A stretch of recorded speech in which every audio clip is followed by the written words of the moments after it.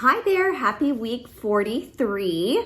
So, you guys, I have to tell you, I have been reading the verse that I was going to do this week. I thought, okay, I'm going to read and read and read. I'm going to read above, below, all the things and try and really make sure I'm understanding the context of the verse. So we're going to be in Luke chapter 16, and something that I have personally been really passionate about just the last few years is talking about money, which actually is kind of taboo. People don't like it. It makes people uncomfortable, especially when we're maybe among other believers or we're talking about just Christians in general, because sometimes there can be that feeling of being wealthy is bad. Or, you keep hearing, money is the root of all evil, but it's the love. People forget to add the love. It's the love of money is the root of all evil. Anyway, and so I had this verse. I'll read you. I'm going to read you a little bit above our verse just so you can kind of get the context, okay, of what I'm talking about. Okay, it says, whoever can be trusted with very little can also be trusted with much. And whoever is dishonest with very little will also be dishonest with much. So if you have not been trustworthy in handling worldly wealth, who will trust you with true riches? And if you have not been trustworthy with someone else's property, who will give you property of your own? No one can serve two masters. This is the verse we're memorizing this week, okay? No one can serve two masters. Either you will hate the one and love the other, or you will be devoted to one and despise the other. You cannot serve both God and money. And so it's super passionate for me to talk about money. I started a business way back in 2014, and I never in my wildest dreams imagined that it would grow and bring the income and blessings that it has brought to my family. And there are a lot of, if you look at your family history, there are a lot of things that can hold people back from changing the amount of money that they make. You actually have like a cap probably on how much money you can make it, and that sounds odd, right? But the reality is we have ideas in our head about money. We have ideas in our heads about rich people. Now, I was super blessed to see, my parents talked very positively about people that had money. It would be, wow, and these are the things, this is the kind of thing that I would hear my mom say, they give abundantly. What a blessing they are to the church. They give abundantly. And so in my mind, I could associate wealthy people with the gift and ability to give abundantly. And I truly think it's important for people to know, we love, if you have children, you desperately want to give your child the world. You want to give them everything that they want that is good for them, right? That is good for them within their limits, And I think about,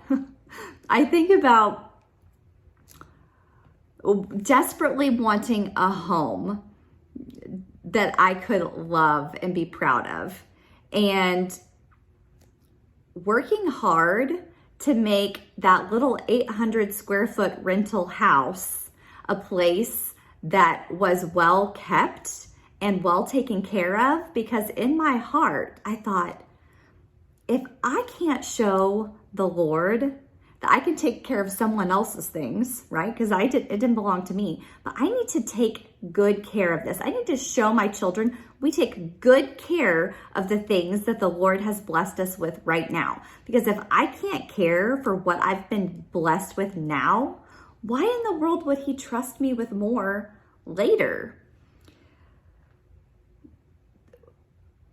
Our reality is that that money accomplishes a great deal of things.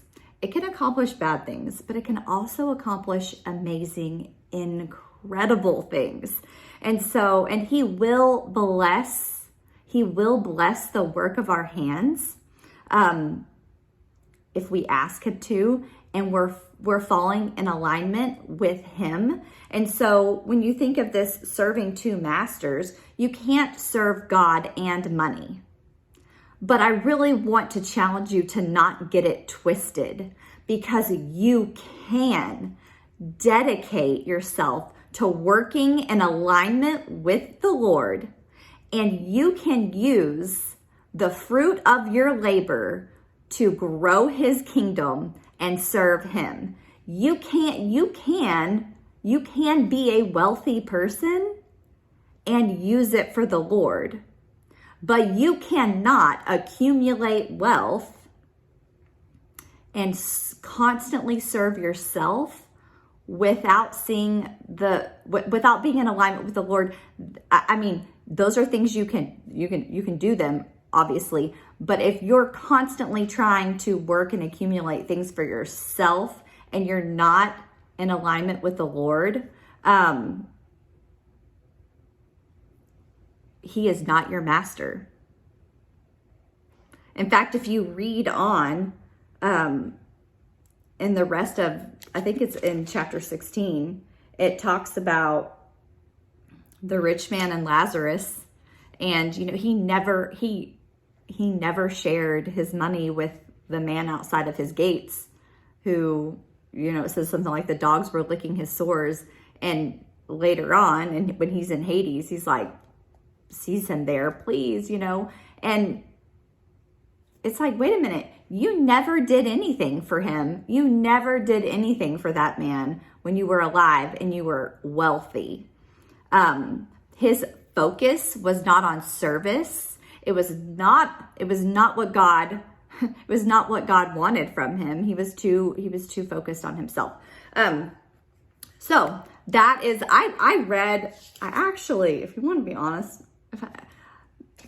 I read all of 16, starting with it's the parable of the shrewd manager. I read all of that. I just want to challenge you to read it, because there were a few things where I was like, did I just read that right? Because there's something in here about the master commended the dishonest manager because he had acted shrewdly. For the people of this world are more shrewd in dealing. Anyway, I could go on and on. Okay, like I had to do a double take and reread that over and over and over again. But what I took from it was, well, there's a lot of things. Maybe that's probably a whole other video. I'll save it. But this week, as you memorize this verse, focus on, evaluate where you're working in life. Know the church, God, the world needs more good people that are wealthy. But you have to be careful. Like, evaluate your life. Are you taking care of what the Lord has blessed you with? Do you take care of your home? Do you take care of your car? I'm flat out. When people are not taking care of the blessings the Lord has given them, they are often the same people that complain about having nothing. Why? And I'm not saying that everybody is destined to be wealthy, and that's the mission that has been put on everyone's hearts, okay? It's not. Everybody has a different mission and a different calling from the Lord. But if you're constantly complaining that you're broke and you're poor and you have nothing, have you really taken care of what he's given you? I mean, something to think about, right? And if you are in a place of blessing and abundance, really look at your life and evaluate. Have I made sure that I am in alignment with what the Lord is wanting me to do? Is my focus as I earn money on myself, or is it focused on what I can do to grow the kingdom of God? And hear me out. There's nothing wrong with having incredible, amazing, nice things, The Lord wants to see you spoiled if it's good for you, if you can manage it well. If you're taking good care of all the many amazing blessings, you know, there are people in this world that live off of $1 million a year.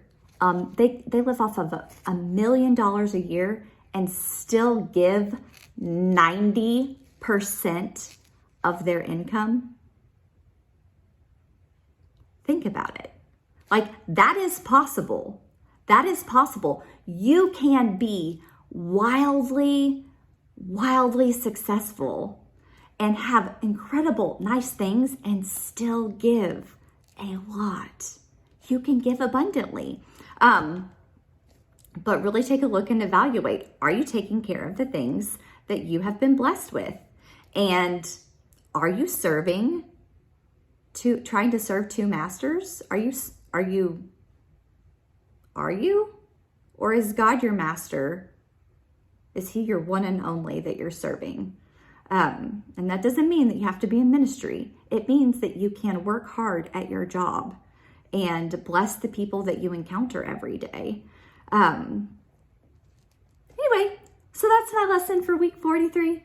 I hope you guys have a fantastic week. Sorry, this is getting to you late. Read chapter 16 in Luke and just, or at least that first parable and maybe the rich man and Lazarus, and just let me know what you think. All right. I love you guys. Bye.